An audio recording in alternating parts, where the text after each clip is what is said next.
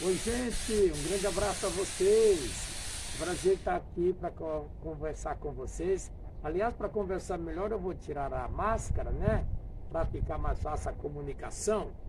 Eu quero cumprimentar a todos vocês, cumprimentar o pessoal que faz a catequese e o papai e a mamãe, os familiares. Olha quem está aqui comigo, catequista Neuza. Deus abençoe a Neuza. Amém. E também está aí cuidando da filmagem, a Karina. Também está na nossa equipe de trabalho, muito bom. E nós vamos fazer uma reportagem sobre Nossa Senhora.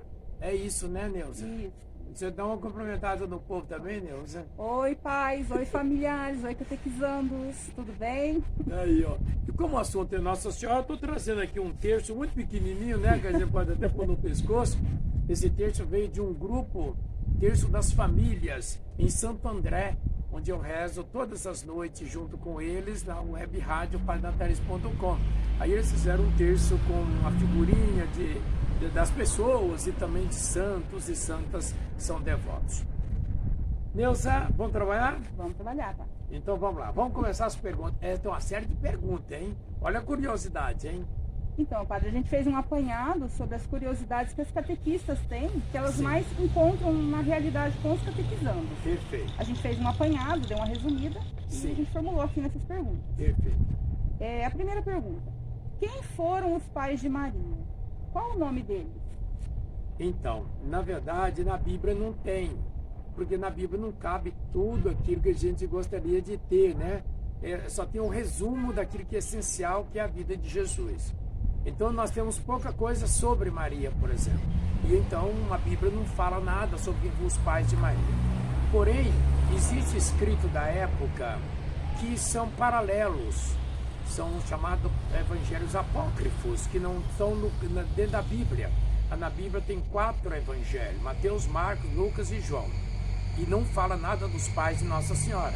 Mas existem outros evangelhos chamados apócrifos, que não estão na Bíblia, mas que são sérios e que trazem informações. E segundo esses evangelhos apócrifos, os pais de Maria foram São Joaquim e Santa Ana. Como foi a infância de Maria? Inclusive, São Joaquim e Santa Ana são celebrados dia 25 de julho, que é o dia do vovô e da vovó, que serão os avós de Jesus. Agora, a infância de Maria está na mesma situação. Nós não temos escrito na Bíblia. Segundo os evangelhos apócrifos, ela foi criada no templo. Ela foi com 3, 4 aninhos, foi para o templo em Jerusalém. Ela foi oferecida, consagrada, uma promessa dos pais dela, ela foi consagrada, ela viveu no templo em Jerusalém até o seu casamento com São José. Então, ela viveu uma infância dentro do templo em Jerusalém. Maria, ela teve irmãos? Então, também nós não temos essas informações. Nós não temos nenhuma informação que ela teve irmão. Provavelmente não, porque a fonte do Evangelho Apócrifo diz que Nossa Senhora, os pais de Nossa Senhora, São Joaquim e Santa Ana, eles já eram um casal idoso que não tinha filhos. E então, como o pai, Joaquim, ele tinha os trabalhos no templo, e o pessoal começou até meio debochar dele, né? Pô, você não tem filho, coisa e tal. Aí eles tinham feito um voto, se conseguisse. E Nossa Senhora teria nascido milagrosamente, por isso foi consagrada ao templo. Então, ela não, segundo essa fonte, né, o Evangelho Apócrifo, ela não teve irmão, ela era filha única e milagrosamente. Né? Com quantos anos Maria engravidou de Jesus? Também são fontes paralelas dos Evangelhos Apócrifos. Provavelmente por volta de 14, 15 anos. Até porque os judeus não... quando a mulher se tornava madura para ser mãe, né? Primeira menstruação já está dando sinal que já pode ser mãe. Então deveria ser encaminhada para não perder, não desperdiçar toda a fertilidade que Deus está dando ao corpo da mulher. Então provavelmente com 14, 15 anos ela teria esse engravidado de Jesus. Se Deus criou, Ele escolheu Maria para ser a mãe de Jesus. Porque na oração da Ave Maria a chamamos de Mãe de Deus. Esse é um título que depois a igreja concedeu a Nossa Senhora. E não está na Bíblia isso, não está nos evangelhos apócrifos, nos escritos da época. Mas a igreja, as autoridades da igreja, depois de tempos, né, nos concílios, o povo foi falando, foi crescendo a ideia de que se Jesus é Deus, não tem jeito de separar, e ela é mãe de Jesus, então não tem como, você pode dizer que ela é mãe de Deus. Se você disser que não é mãe de Deus, ou você vai dizer que Jesus não é Deus, ou vai dizer que ela não é mãe de Jesus. Então essa é uma lógica que acabou crescendo e se tornou tão público e se tornou um dos títulos, um dos primeiros títulos dela, que inclusive é chamado Theotokos. Theotokos é um nome para nós estranho, mas está lá no original grego. O nome de Mãe de Deus significa Theotokos, que é exatamente o título mais importante. Ela é mãe de Jesus, que é Deus, então, milagrosamente ela é mãe de Deus. Não no sentido que minha mãe, entendeu? Não é no sentido físico, é no sentido maior, mais amplo do que o que a gente imagina. Nós não somos capazes de imaginar isso, né? Alguns costumam dizer que ter mãe é tão importante que Deus quis ter uma mãe, né? Verdade. Maria teve mais filhos além de Jesus? Porque alguns relatos na Bíblia se referem aos irmãos de Jesus. Então, sobre a questão dos irmãos de Jesus, bom, primeiro a definição ali. Maria teve mais filhos, a igreja definiu que não. Alguns dizem que sim, outros dizem que não. Inclusive aqueles que dizem que sim, é baseado nessas afirmações dos irmãos de Jesus. Agora, a igreja precisou definir isso. Afinal de contas, nós definimos, tem ou não tem? Embora isso não vai fazer muita diferença para a nossa salvação. Não vai fazer diferença do amor que eu tenho com Nossa Senhora. Daria muita briga se disser que Nossa Senhora não é mãe de Jesus. Aí a gente quebra o pau. Se disser que Nossa Senhora não é mãe de Jesus, aí fica ruim. Agora, se ela teve mais filho ou não, eu vou dizer assim, para mim não faz muito, para mim aqui não faz muita diferença. A igreja definiu e eu creio na igreja. Ela não teve mais filho, porque também é uma vocação diferente. Ela é especial. É mãe não precisa ter mais filho. Ela tem um filho mais importante. Então ela, inclusive alguns dizem que ela teria feito um voto de não ter filhos. Ela seria consagrada, ela renunciou esse direito de ser mãe. Claro que isso não está na Bíblia, isso é uma reflexão que foi feita, inspirada pelo Espírito Santo. Agora, quem são os irmãos de Jesus? Preste bem atenção, a palavra irmão, ela tem vários significados, inclusive nós somos irmãos. Nós somos irmãos porque somos todos filhos de Deus, mas há um outro tipo de irmãos, que são chamados parentes. E muita gente não sabe que Nossa Senhora tinha uma irmã chamada Maria, que estava lá no pé da cruz também. Lá no pé da cruz tinha 3 Maria. A Madalena, a mãe de Jesus, e a irmã da mãe de Jesus chamava Maria também. E ela tinha os irmãos. E ali nós temos os irmãos desta Maria. Inclusive se fala na Bíblia desses nomes estavam no grupo de Jesus. Então esses primos de Jesus, que na linguagem bíblica são chamados de irmãos. É engraçado que até mesmo algumas passagens da Bíblia chamam os parentes, os parentes são chamados até de irmãos, tios são chamados de irmãos. No livro de Tobias, fala que o Tobias chamava a esposa dele de irmã, porque era a prima dele, na verdade era prima, então a linguagem de irmão não é no sentido único do mesmo útero, entenda isso, né? Então lá naquele momento em que se fala os irmãos de Jesus, entenda irmãos como primos, os parentes mais próximos de Jesus. Para nós é muito tranquilo, né? Agora outros acham que não, e que era do mesmo útero de Maria, mas nós acreditamos, a igreja já definiu isso, que os irmãos de Jesus são na verdade os primos, parentes dele, tá? Vamos lá. Maria, ela se casou com José? E por que ela não teve mais filhos se ele era o seu esposo? Então, alguns acham até que Davi poderia ter tido mais filhos, que como é que eu diria, ser mãe é uma grande virtude. O povo judeu tinha essa doutrina de quanto mais filho pudesse ter, e não querer ter filho seria ter um pecado, porque você estaria negando essa potência, essa possibilidade de gerar frutos. Agora, o que nós entendemos é o seguinte, até porque nós vemos na Bíblia que se Jesus tivesse irmãos, propriamente irmãos, ele não precisava ter entregado Nossa Senhora para João cuidar dela. Por que Jesus entregou, precisou chamar Isaías, né? Então, se ele tivesse mais irmãos, então não precisava falar isso. É natural, Jesus podia ter morrido sem falar isso. Isso é uma coisa. Uma outra coisa é que nós não conseguimos entender a beleza, a grandeza, a dignidade de ser mãe de Jesus. Eu acho que São José achava até meio... não quero profanar essa fonte tão santa.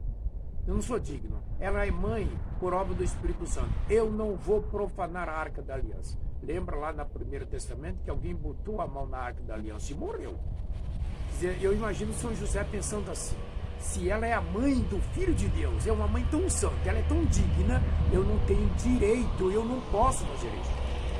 Eu imagino, se a gente entrar nesse raciocínio, nessa espiritualidade, a gente vai entender que Nossa Senhora é tão santa, é tão pura, que essa filiação humana, a relação de sexo, de se tocar, eu acho que a gente não entenderia isso também. Então, por isso é que ela não teve mais filhos. José e Maria, eles se consagraram. Aquele filho é único, é especial, não tem ninguém para... Ele não tem nem irmão, não tem, nesse útero não tem, é único. Então, é nesse sentido que nós entendemos. Por que dizem que Maria é chamada de rainha? O correto não seria a rainha ser esposa do rei? Legal, legal. Então, veja bem. Ela é rainha porque, como ela não nasceu, ela não é princesa. Ela tem algumas pessoas que rezam, sabe, rainha, naquela saudação, né? Infinitas graças vos damos, soberana rainha. Outros falam princesa, né? Princesa. Ela não é princesa. Porque para ser princesa, ela tem que ser filha da rainha. Então, a mulher mais importante do mundo é rainha.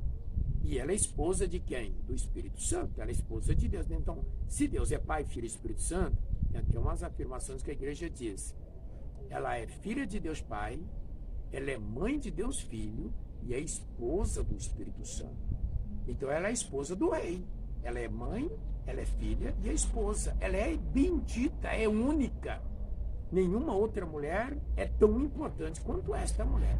Nós tivemos lá no Primeiro Testamento Esther, Ruth, Sara, Raquel, tantas mulheres importantes, Débora, mas ninguém tem o privilégio que teve Nossa Senhora. Então, a gente chama ela de rainha porque não existe outra maior que ela.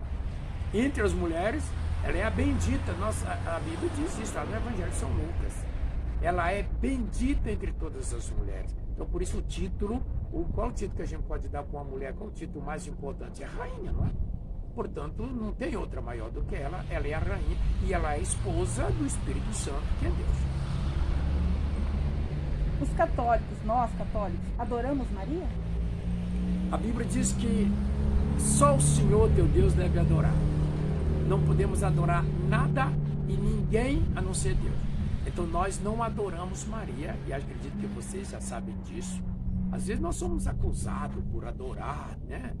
Na verdade, aqui é bom que diga, viu, minhas catequistas, existe um verbo no português que a gente diz: eu adoro chocolate, eu adoro chimarrão, eu adoro o meu time. Esse adorar aí é no sentido de gostar, na linguagem portuguesa. Agora, na Bíblia, adorar como adora a Deus é só Deus. Isso é muito claro. Nós sabemos disso. Eu não adoro Nossa Senhora no lugar de Deus. Não, posso até dizer que eu adoro Nossa Senhora, porque é assim como eu podia dizer que adoro minha mãe, entendeu? Mas adorar, a prostrar diante dela, ajoelhar diante dela, se eu ajoelhar e ajoelho diante dela, mas por causa de Deus, ela só é importante por causa de Deus. Então a importância que ela tem não é de ser deusa, ela é importante porque é mãe de Deus, isso é que é importante. Então nós não adoramos Nossa Senhora, viu gente? Aliás, não se deve adorar santo, não se adora santo, não se adora santa, não se adora cruz, não se adora só Deus. E por causa de Deus, eu admiro, eu venero, eu louvo as criaturas e especialmente Nossa Senhora, claro. Por que Maria é chamada de Nossa Senhora? Bom, está na mesma linha da rainha, né? Se ela é a mulher mais importante do mundo, é engraçado, a nossa educação não permite chamar a senhora importante de chamar, você vê até os senhores também, né? As autoridades. Como é que você vai chamar uma pessoa de você? Ô, você aí, o que é isso? A mulher mais importante do mundo você vai chamar de assim? Então o título importante que nós damos a esta mulher importante é de senhora. E não é uma senhora qualquer, é a Nossa Senhora, é a senhora do mundo. É a bendita entre todas as mulheres. Então a gente não chama ela de Nossa Senhora, não porque ela está tomando o lugar de Jesus. Ela é senhora no lugar de Jesus. Não, não é isso não. Ela é entre as mulheres, ela é a única. Ela é a principal, é a bendita entre todas as mulheres. Então, esse chamar ela de Nossa Senhora é um grande respeito. E se todas as mulheres merecem respeito, viu, mulherada? Nosso povo da catequese, né? Então, se todos vocês aí, chegou a Lucimar, também catequista, né? Se vocês merecem respeito, você imagina a mãe de Jesus, meu Deus do céu, né? Por que Nossa Senhora recebe vários nomes? Inclusive hoje, né, de Nossa Senhora de Fátima. Pois é, nós estamos gravando essa mensagem aqui no dia 13 de maio de Nossa Senhora de Fátima. Pergunta, por que tem todos esses nomes? Aliás, eu recebi esse dia uma mensagem da internet que eu achei interessante, né? Uma pessoa criticando a outra, né, que ela ia rezar um texto e perguntar, mas escuta, você vai rezar para Nossa Senhora, mas qual delas? Vocês arrumaram um monte de nome para ela. E aí a pessoa diz, escuta, filha, você que é mãe, você também não tem vários nomes? Como é que chama a sua filha? Te chama de quê? De mãe, né? E o seu esposo chama você de quê? E a sua irmã chama você de quê? E o síndico do prédio chama você de quê? E o seu médico? Você é chamada de freguesa, é chamada de... Então Nossa Senhora, que é amada pelo mundo inteiro, então ela tem vários nomes. Mas ela é a única. Aliás, o Roberto Carlos tem uma música que se chama Todas as Nossas Senhoras. Ela tem vários nomes porque é amada, queridíssima. Além disso, as várias aparições em cada lugar. E essas aparições são muitas delas comprovadas, outras ainda não são comprovadas. Prova o sinal de que ela nos ama tanto. Ela ama todas as nações, todos os povos. Então por isso é que a gente tem esses vários nomes para ela, como aqui no Brasil, Nossa Senhora Aparecida, Nossa Senhora do Rocio, que é a nossa padroeira, né? Então são os vários nomes da mesma mulher mais importante do mundo. Nossa Senhora morreu ou foi levada viva pelos anjos em corpo e alma ao céu? Boa pergunta. Mistério glorioso, né? A gente reza no quarto sobre a Assunção de Nossa Senhora. Quando a gente reza o terço, né? Nas quartas e nos domingos, né? Os mistérios gloriosos. E no quarto mistério a gente fala da Assunção de Nossa Senhora. A ascensão é de Jesus, que subiu com sua própria força. A ascensão. E Nossa Senhora é a Assunção. Ela foi levada. E aí a pergunta é se ela morreu ou não morreu. Então, se morreu, onde é que está o túmulo dela, né? Jesus morreu em Jerusalém, foi sepultado, até tive a alegria de ter passado lá no ano 2013. Nossa Senhora, aí são algumas informações, como está na Bíblia, né? A gente tem que pegar as fontes que a gente tem. Segundo informações, ela teve um sono, ela dormiu, e enquanto dormia, ela foi levada ao céu pelos anjos.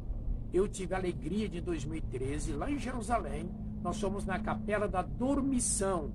E lá tem uma imagem dela deitada, seria a última imagem neste mundo, ela estaria ali naquele lugar dormindo, e enquanto dormia os anjos levou ela para o céu. Bom, isso, eu vou dizer, não está na Bíblia. Ora, se não está na Bíblia, não significa que é mentira. Então, os cristãos daquele tempo passaram essas informações para nós. Eu vou duvidar deles. Por que duvidar? Tem um monte de coisa que não está na Bíblia e nem por isso é mentira. Não é verdade? Como é que Pedro morreu? Não está na Bíblia. Mas ele não morreu então? Claro que morreu. Alguém deve dar notícia como é que foi a morte dele. E como é que foi a morte de Tiago, de André, de Bartolomeu? Não está na Bíblia. Mas eles não morreram então. Morreram sim. Nós não temos na Bíblia. Mas alguém contou isso para nós e chegou até nós. E por que você vai duvidar? Se eu for duvidar das fontes históricas, então eu começo a duvidar que o Japão não existe. Eu nunca vi o Japão. Então a gente precisa ter credibilidade em algumas fontes, né? Por isso é que eu estou dizendo que Nossa Senhora, ela dormiu e foi levada enquanto dormia. Isso é algumas informações que nós temos e que eu creio. A gente fala de Nossa Senhora, a gente já lembra do terço, né? De onde surgiu a oração do terço? Pois é, o terço é uma das muitas maneiras das orações marianas. Inclusive, nesse dia nós estamos fazendo o tríduo de Nossa Senhora do Rossio e bem hoje estamos falando do terço. Ontem falamos do ofício, amanhã vamos falar da ladainha e hoje o terço. O terço tem toda uma história que não vai dar para contar tudo aqui. Mas o terço teria começado há muitos anos atrás, quando os monges viviam nos mosteiros e eles rezavam salmos, chamado saltério. Saltério é a coleção dos salmos que os monges rezavam. Ora, o povão não sabia ler, e eles não podiam ler, coitadinho, não podiam ler os salmos. Como é que fizeram? Eles decoraram o Pai Nosso. Então eles rezavam 150 Pai Nossos, que são os 150 salmos da Bíblia que os monges rezavam lá no mosteiro, e eles rezavam 150 Pai Nossos. Começou assim. E aí começaram a arrumar as continhas. E aí começaram a era pedrinhas, né? Eles juntavam as pedrinhas para contar os Pai Nossos. E aí, bom, aí vai seguindo a história. E aí tem toda a história das rosas, né? Começou a chamar de rosário, porque foi colocando pessoas levavam a rosa, e cada rosa era uma Ave Maria. Colocava aquela rosa nos pés de Nossa Senhora e fazia uma coleção de rosas chamado rosário, 150, e aí depois o Papa São João Paulo II criou, completou, né, a vida de Cristo, que o rosário são os mistérios da vida de Cristo e de Nossa Senhora, os fatos mais importantes da salvação. E como faltava os mistérios da vida pública de Jesus, porque era só o nascimento, o sofrimento e a glória. Mas faltava o momento da vida dele, da pregação dele. Então São João Paulo II, ele completou e formou mais um terço. E aí agora é engraçado, né, que o terço agora, o rosário agora são 200 Ave Maria e não são mais 150. E então o terço, que é 50 Ave Maria, é terço, mas não é o terço completo, porque agora seria um quarto, né? Eu vou rezar o quarto, porque seria a quarta parte do rosário. Mas mantém falando o terço, tudo, né? Mas foi assim que começou. Resumindo, rapidinho, né? Então, ainda falando do terço. Sim. Porque nós católicos devemos rezar o terço. Qual a importância do terço para a gente? Então, na verdade, o terço, ele tem muitas importâncias. Aliás, nós temos testemunho de muitos santos e santas que recomendaram o terço. Nós temos papas, inclusive agora o Papa Francisco, o João Paulo II, que nós falamos aí. O terço, ele é uma oração bíblica, porque a cada 10 Ave Maria, a gente lembra um mistério no terço, um acontecimento bíblico. Então você, e a Ave Maria e o Pai Nosso, é da Bíblia, é palavra de Deus, inspirado na Bíblia. Então, é a Bíblia do povo, é rezar o Evangelho. Então, o terço se tornou uma oração bíblica, é a Bíblia na mão do povo, é o povo rezando a Bíblia. E por outro lado, a oração do terço, ela é relaxante. O que é relaxante? Ela vai criando paz. E já foi provado, psicólogos conseguiram provar que enquanto você está rezando o terço, há muita paz na mente. Você tem equilíbrio. A oração, ela é relaxante. Aliás, tem muita gente que acha que tem que rezar o terço e fica o tempo todo pensando na oração. Isso ninguém consegue. Não. Se você pensa que vai, cada Ave Maria fica pensando o tempo todo, não é para isso. E por isso que tem as continhas grandes para a gente rezar as Ave Maria e o pensamento vai, gira, gira. Quando chega na continha grande, a gente volta. A gente volta do pensamento que navegou não sei para onde e volta, e aí você consagra aquilo que você pensou, coloca nas mãos de Deus. Então, o terço também é essa oração relaxante, ela é repousante. E volto a dizer, a oração não é para mudar Deus. Isso aqui não é a quantidade de palavra. Jesus falava isso. Não é pela quantidade de palavra que vão ser atendidos. Não, o terço não é para convencer Deus. Eu vou rezar mais umas Ave Maria aqui para mudar Deus. Deus vai ter que me ouvir. Não é para isso. A oração não muda Deus. A oração muda eu. Quando eu rezo, eu melhoro. Eu abro o coração para receber a graça de Deus. Preste atenção. A oração é para mudar a gente, não é para mudar Deus. Falei? Por que maio é considerado um mês mariano? Então, durante muito tempo, durante um certo tempo para cá, a igreja criou alguns meses temáticos. E assim a gente criou setembro, o mês da Bíblia, agosto, o mês das vocações, né? Outubro, mês missionário. E o mês de maio é mais antigo, até porque no mês de maio é o mês das mães. Mês de maio, se costuma falar que é o mês das noivas, né? Mês de maio, nós celebramos no último dia de maio. Muita gente às vezes não sabe disso. É o dia da visitação de Nossa Senhora Santa Isabel. É a visita dela, ela que vai visitar a Santa Isabel. Então, por esses e por outras razões, escolheram o mês de maio. Em alguns lugares é chamado também o mês das flores. Onde tem muito frio, não tem muitas flores no mês de maio. Mas existem umas flores próprias do mês de maio. Então, a gente fazia muitas, ao rezar o terço, a gente teria muitas flores para oferecer a Nossa Senhora. Então, consagrou-se o mês de maio a Nossa Senhora. São essas algumas razões, deve ter outras. E aí poder perguntar, e você? Você consagra o mês de maio a Nossa Senhora? Você teria alguma razão para consagrar o mês de maio a Nossa Senhora? Começa com o dia de São José, o trabalhador, que é o esposo dela. Então, eu acredito que foi a própria convivência das pessoas foram levando a própria convivência foi levando a esse desejo de ter um mês consagrado a ela. Aproveita, nós estamos no mês de maio. Vamos olhar para Nossa Senhora.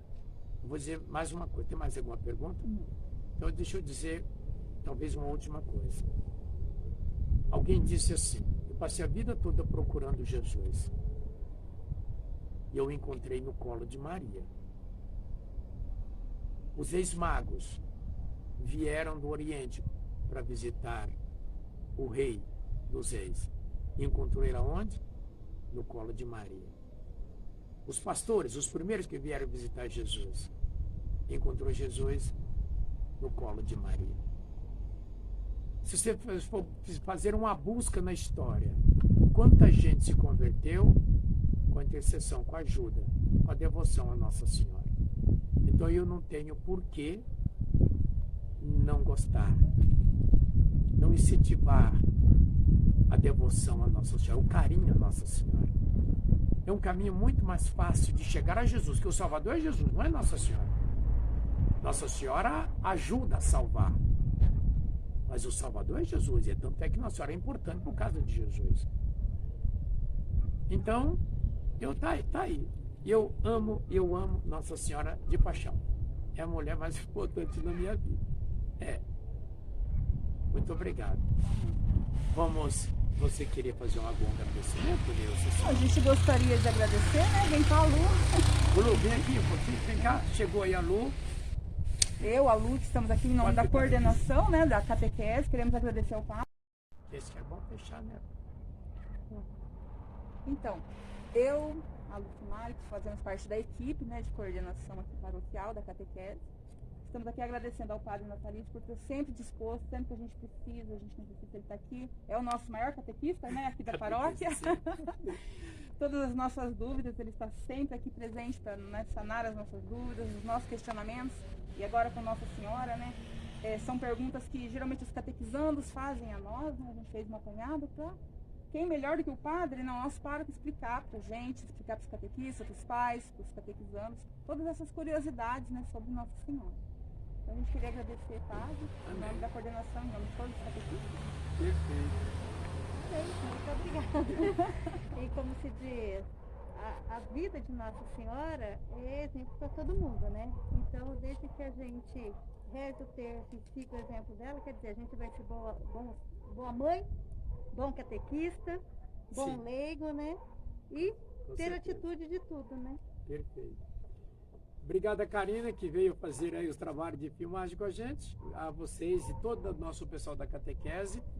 E quem sabe o mês que vem eu volto para falar do coração de Jesus, quem sabe, né? Por que não? Por que não, né? Então, ó, deixa eu fazer um último pedido. Eu quero pedir a você, papai e mamãe, caprichem na sua casa. Nossos catequistas produzem com tanto carinho os encontros, as reuniões da catequese. Eu queria que você, pai e mãe, viu, papai, viu, mamãe? Grande responsabilidade da catequese é sua. Então, nós estamos aqui para ajudar. Nós somos só um reforço.